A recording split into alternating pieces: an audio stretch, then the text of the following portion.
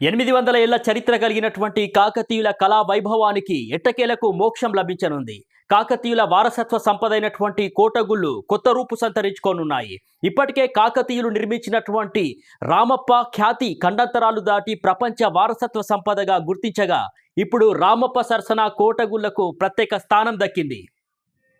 ప్రముఖ శైవ క్షేత్రం కోటగుళ్లకు గుర్తింపు లభించింది. ప్రపంచ వారసత్వ సంపదగా ఇప్పుడు కోటగుళ్ళు రామప్ప సరసన నిలవబోతుంది. రామప్ప దేవాలయ అభివృద్ధితో పాటు శిథిలమవుతున్న కోటగుళ్ల అభివృద్ధికి సాస్కి స్కీమ్ ద్వారా చరిత్రలో మొదటిసారి కేంద్ర ప్రభుత్వం నిధులు కేటాయించింది. యునెస్కో గుర్తింపు పొందిన రామప్ప దేవాలయానికి కేవలం 9 కిలోమీటర్ల దూరంలో ఉన్న కాకతీయ కళాక్షేత్రం గణపేశ్వరాలయం కోటగుళ్లకు త్వరలో మహర్దశ పట్టనుంది. రామప్ప కోటగుళ్లతో పాటు గణప సముద్రం సరస్సు, రామప్ప సమీపంలో ఉన్న ఇంచర్ల గ్రామాన్ని కూడా సాస్కి పథకంలో చేర్చి కేంద్ర ప్రభుత్వం పెద్ద ఎత్తున నిధులు కేటాయించింది. కాకతీయుల కట్టడాలకు రోజురోజుకు పర్యాటకుల సంఖ్య పెరుగుతోంది. దీంతో ఆలయ అభివృద్ధికి కేంద్ర రాష్ట్ర ప్రభుత్వాలు కృషి చేస్తున్నాయి.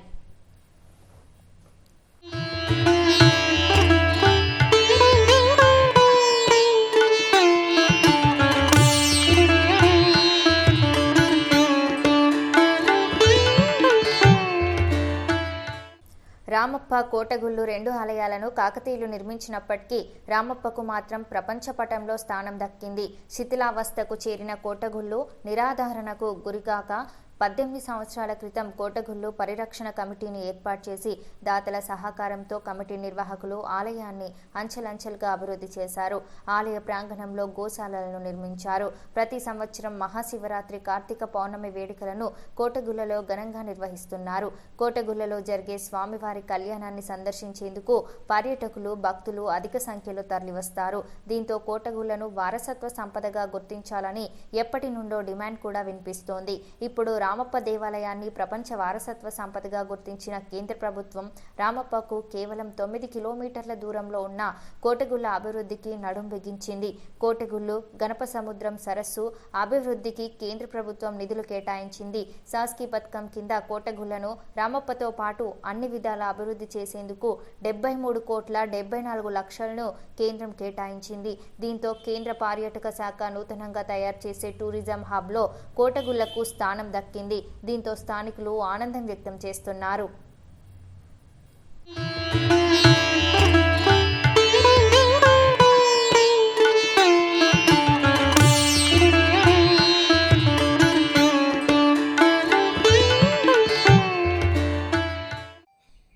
తెలంగాణ రాష్ట్రం జయశంకర్ భూపాలపల్లి జిల్లా గణపురం మండల కేంద్రంలో క్రీస్తు శకం 1234లో రేచర్ల గణపతిరెడ్డి అనే సామంత ప్రభువు కాకతీయ సైన్యాధ్యక్షుడు ఈ గణపేశ్వరాలయాన్ని నిర్మించాడు.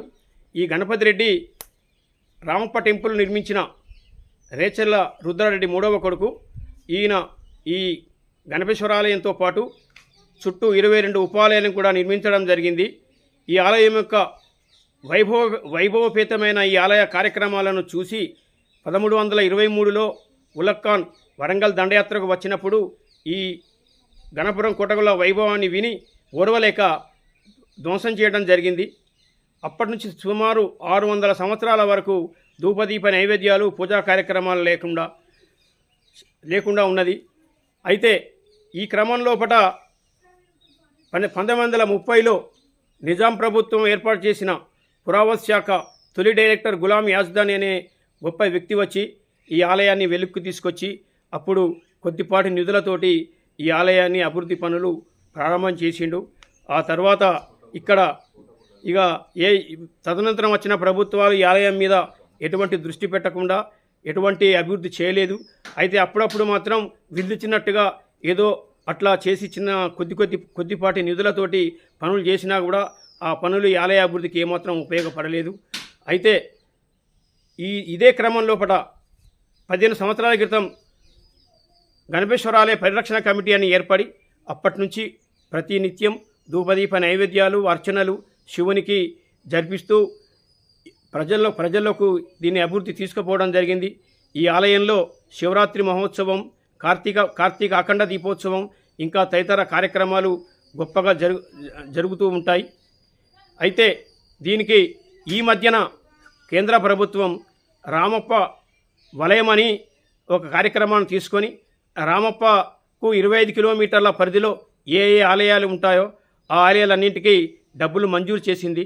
ఆ క్రమంలోపట గణపేశ్వర ఆలయానికి 13 కోట్ల రూపాయలు మంజూరైనాయి. ఈ 13 కోట్లతో ఈ గణపేశ్వర ఆలయం అభివృద్ధి కార్యక్రమం త్వరలో పూట జరుగుతుంది. అయితే ఈ అభివృద్ధిని కూడా ఇక్కడి గ్రామస్తులు, ఇక్కడ ప్రముఖులు, ఈ ఆలయం మీద అవగాహన ఉన్న వాళ్ళను తో కూడా కొంత సంప్రదింపులు తీసుకొని ఈ ఆలయాన్ని ఏ విధంగా అభివృద్ధి చేస్తే బాగుంటుందో చేస్తే బాగుంటుంది. లేకపోతే వేరే తిరిగా ఇంతకుముందు వచ్చినట్టుగా శాండ్ బాక్స్ టెక్నాలజీ పేరు మీద ఇంతకుముందు పనులు జరిగినాయి. అది నామమాత్రంగానే జరిగినాయి.